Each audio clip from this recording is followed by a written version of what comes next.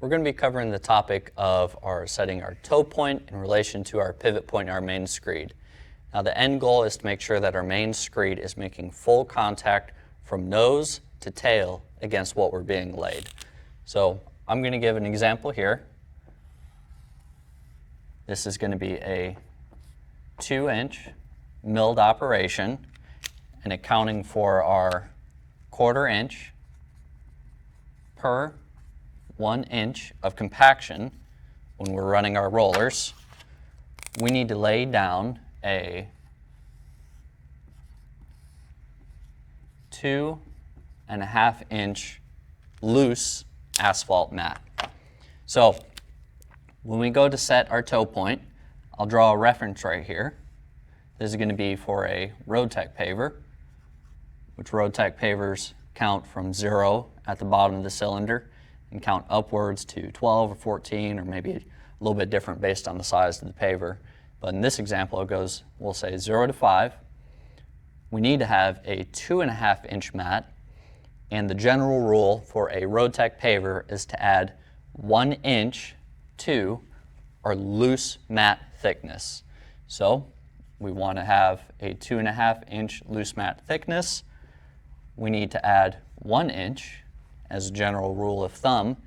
In this example, we'll have 3.5 inches, and this is what we're going to set our reference or our toe arm to.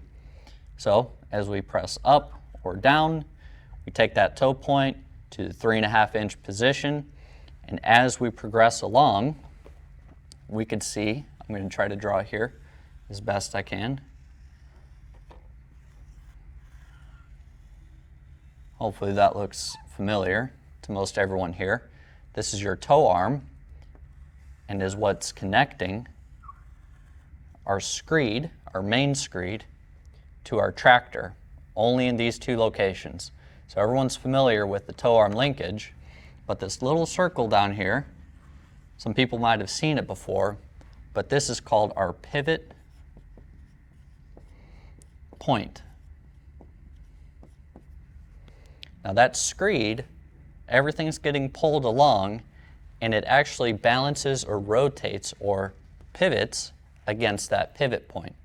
So if we have our toe arm set correctly on our grade as we're paving, if we were to take a string and go from our pivot point all the way over to our toe arm, we would have a straight line, or something that's called a straight line of pull.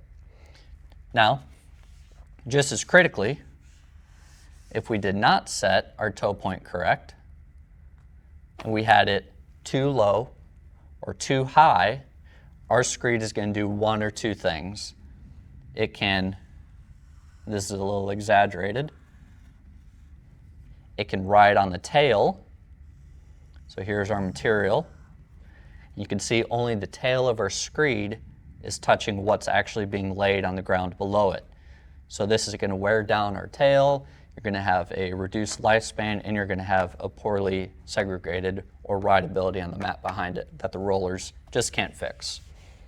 And the same is true, just like you can have a tailing edge riding, you can have just the nose riding on your material.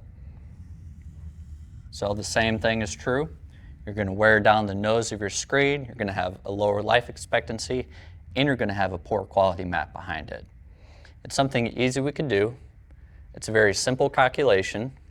Again, this is for a Road-Tech paver. It'd be slightly different for a cat paver, but a Road-Tech paver, we add 1 inch to our loose compaction, and the answer to it is where we set our toe point to have a straight line of pull, or